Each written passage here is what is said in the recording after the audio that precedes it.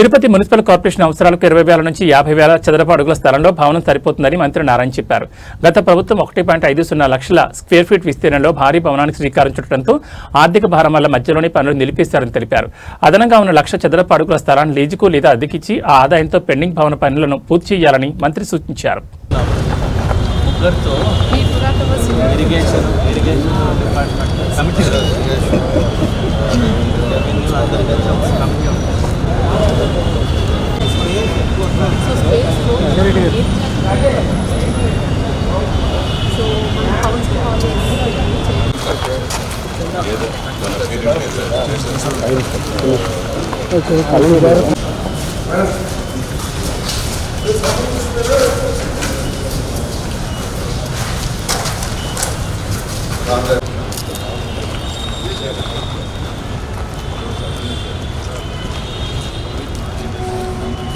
మన మార్కెట్లో గారెంటీ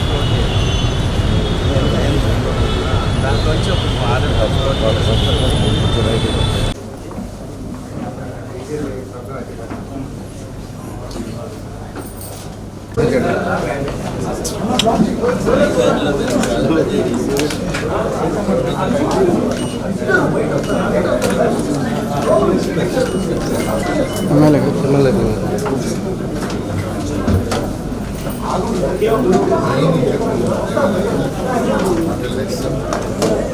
దాని కోఆర్డినేటివ్ ఏరియాని ప్రిపేర్ చేశాము.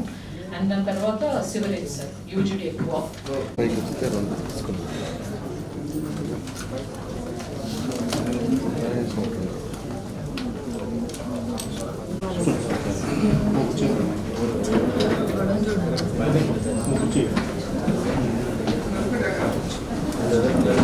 ఇచ్చాము. సిఐఎస్టి ఇన్ఫ్రాస్ట్రక్చర్ వాళ్ళు డిపిఆర్ టెండర్ వచ్చింది సార్ 0.45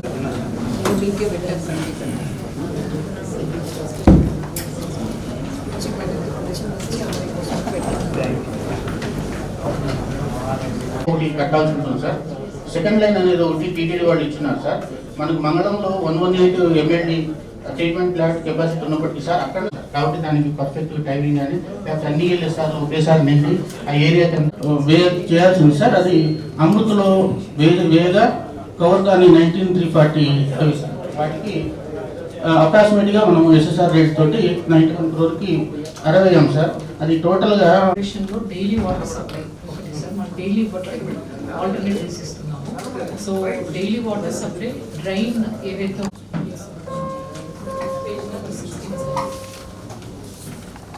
ELSR అనేది ప్లాన్ చేయాల్సి ఉంటుంది సార్. వీటన్నిటి బేస్ చేసుకొని మన pumping mains transmission main sir 24 kilometers వస్తుంది. అదొక 8 kilometers, అదొక 6 kilometers. మళ్ళీ కళ్యాణ్ డ్యామ్ రిహాబిలిటేషన్ అమృత్ 2.0 కొంత పెట్టున్నారు కదా. అమృత్ 2.0 మనం పెట్టలేదు సార్. 2.0 ఉంది.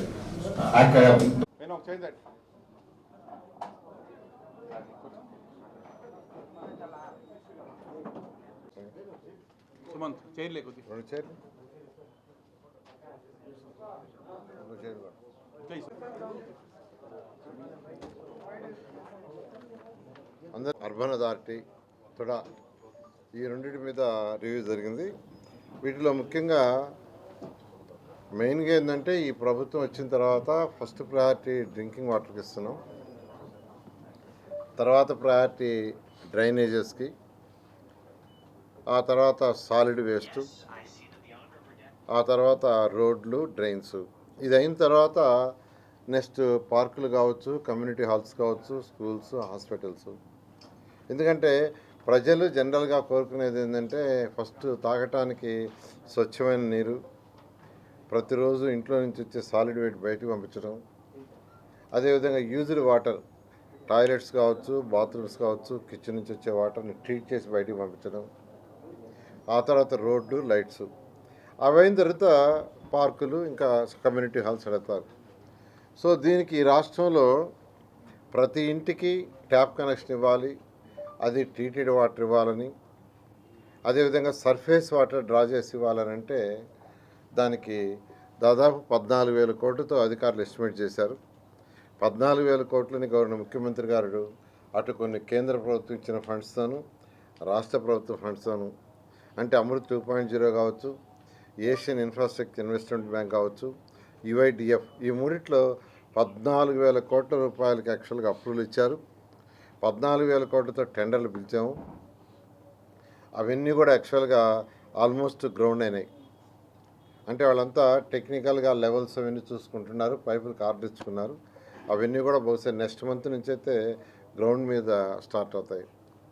అయితే ఈ నేపథ్యంలో తిరుపతి మున్సిపాలిటీ తీసుకుంటే తిరుపతి మున్సిపాలిటీకి కార్పొరేషన్కి ఆల్టర్నేటివ్ వాటర్ ఇస్తున్నారు. అయితే దానికి కూడా యాక్చువల్గా స్టడీ చేశారు. ఎవ్రీడే వాటర్ ఇవ్వాలంటే ఏం చేయాలంటే దానికి ఒక 91 కోట్ల అవసరమని యాక్చువల్గా ఎస్టిమేషన్ వేశారు, ప్రిలిమినరీ ఎస్టిమేషన్ వేశారు. దాని మీద డీటెయిల్గా ఎస్టిమేట్ చేయడానికి ఒక కన్సల్టెంట్ వాళ్ళకి ఇచ్చారు. వాళ్ళు యాక్చువల్గా బహుశా త్వరలో ఒక 1 వీక్ 10 డేస్లో రిపోర్ట్ ఇస్తే ఆ 91 కోట్లు కూడా మరొక ప్రాజెక్ట్ ఒక 4,000 కోట్లతో కేంద్ర ప్రభుత్వం యుఐడిఎఫ్ లోన్ అలౌ చేయబోతుంది. అలౌ చేస్తే ఆ 91 కోట్లు దాంట్లో పెడితే ఈ యొక్క మున్సిపల్ కార్పొరేషన్ల వాళ్ళకి ప్రతి ఒక్కరికి ఎవ్రీడే వాటర్ ఉంటుంది.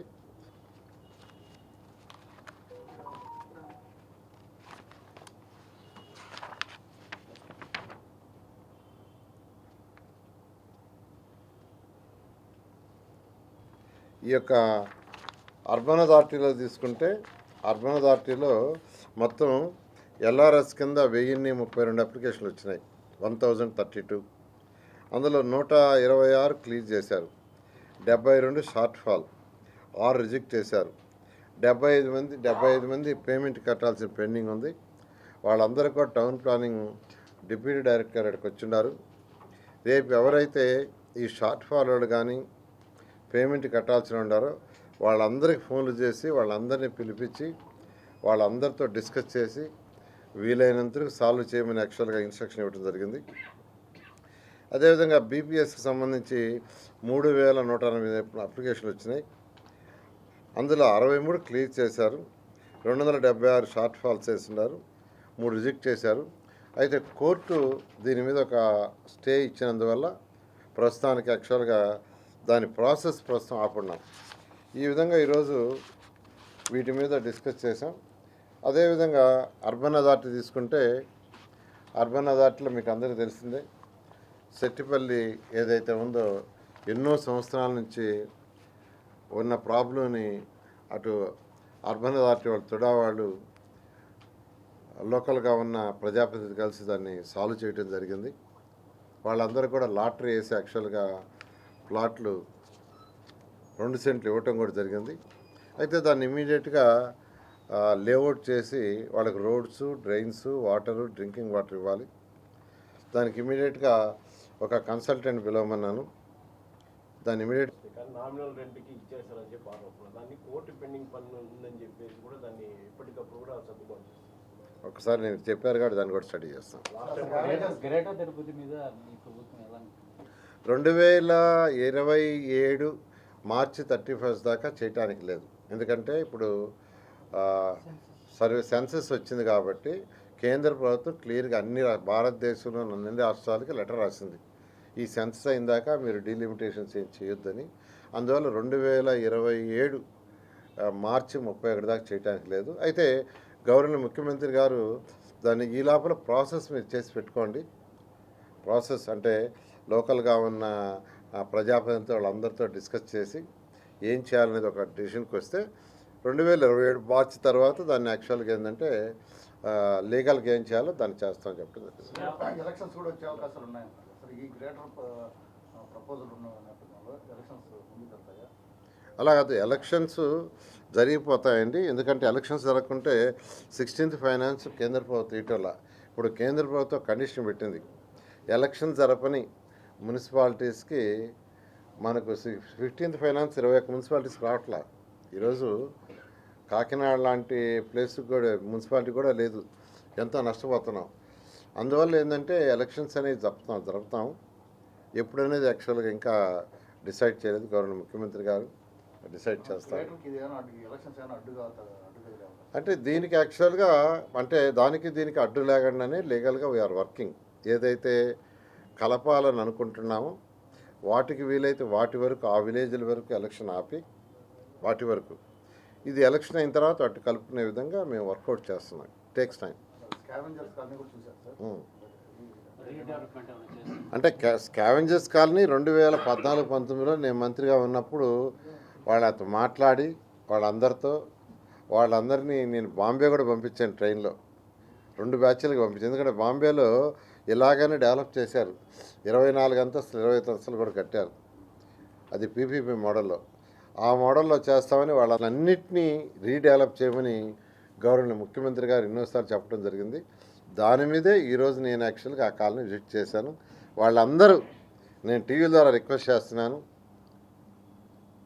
మీరు కానీ ముందుకు వస్తే ఖచ్చితంగా ఒక మంచి హౌసెస్ కట్టి అక్కడ ఎంతమంది ఫ్యామిలీ ఉంటే, అంటే మీ పిల్లలకి పెళ్ళి అక్కడే ఉన్నా వాళ్ళకు కూడా ఇల్లు వచ్చేటట్టుగా చేయడం జరుగుతుంది. సార్ మరోపక్క టీటీడీకి సంబంధించి భారీ బకాయిలు పెండింగ్లో ఉన్నాయి. అటు మున్సిపాలిటీ కూడా కానీ ఆ నిధులు వస్తే డెవలప్మెంట్ కూడా ఉపయోగపడుతుంది అని చెప్పి కూడా అసెంబ్లీలో కూడా పెండింగ్ ఉన్నాయండి. దాన్ని కూడా యాక్చువల్గా ఈఓ గారితో మాట్లాడుతాను, అదే చెప్పాను, శాసనసభ్యులు చెప్పారు, కమిషనర్ గారు చెప్పారు. నేను ఈఓ గారితో మళ్ళీ నెక్స్ట్ టైం వచ్చినప్పుడు మాట్లాడి దాని గురించి డిస్కస్ చేయడం జరుగుతుంది. 50% ఇస్తున్నారు కదా సార్ పిల్లలకి సంబంధించి. ఏది బకాయిలో కూడా 50% వడ్డీ రాయితీ 50% ఇస్తున్నారు. అది యాక్చువల్గా రాయితీ అడిగారు కాబట్టి 50% యాక్చువల్గా ఇవ్వడం జరిగింది. ఈ టీటీడీ డిస్కస్ చేస్తాం యువత. Okay, thank you. టీడీఆర్ బాండ్కి సంబంధించి ప్రభుత్వం అధికారంలోకి వచ్చిన పెద్ద ఎక్సర్సైజ్ చేశారు, రాష్ట్ర వ్యాప్తంగా సంచలనంగా అవినీతి వ్యవహారం. అది ఇంతవరకు ఏ మూవ్మెంట్ లేదు. తర్వాత ఈ తుడాలకు సంబంధించి కూడా విజిలెన్స్ ఎంక్వైరీ చేశారు. డెవలప్మెంట్ వర్క్స్ 450 కోట్లకు సంబంధించి ఏది 450 కోట్లు? డెవలప్మెంట్ వర్క్స్ సంబంధించి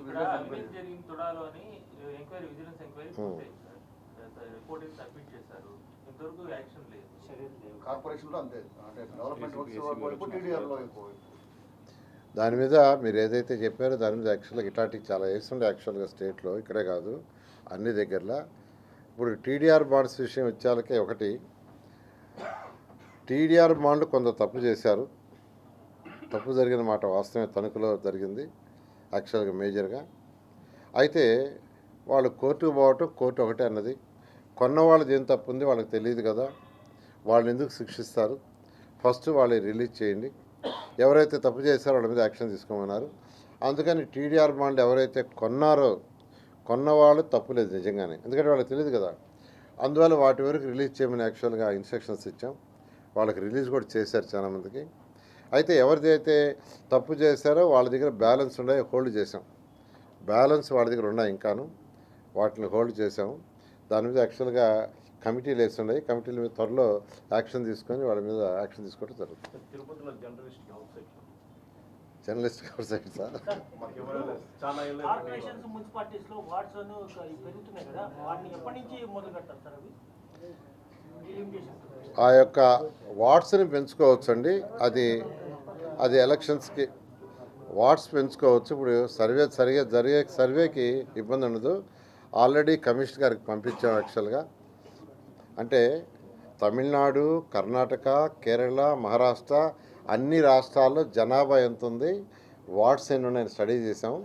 దాని మీద అదేవిధంగా మన రాష్ట్రంలో కూడా చాలా ఉద్దేశంతో ఒక ఈక్వేషన్ని డెవలప్ చేసి అందరి కమిషన్లకు పంపించాము. వాళ్ళని యాక్చువల్గా దాని ప్రకారం చేయమన్నాం. చేసి పబ్లిక్ యొక్క ఇది కూడా తీసుకొని ఫీడ్బ్యాక్ దాని ప్రకారం చేయమని దానికి కొంత టైం ఇచ్చాం. బహుశా అది మరొక 3 months పడుతుంది అనుకుంటా, అప్పుడు 2 to 3 months. అది చేసేసిన తర్వాత ఎలక్షన్స్ ఎప్పుడనేది నిర్ణయించిన తర్వాత ఎలక్షన్కి పోవటం జరుగుతుంది. అదేంది ఆయన అడిగాల మరి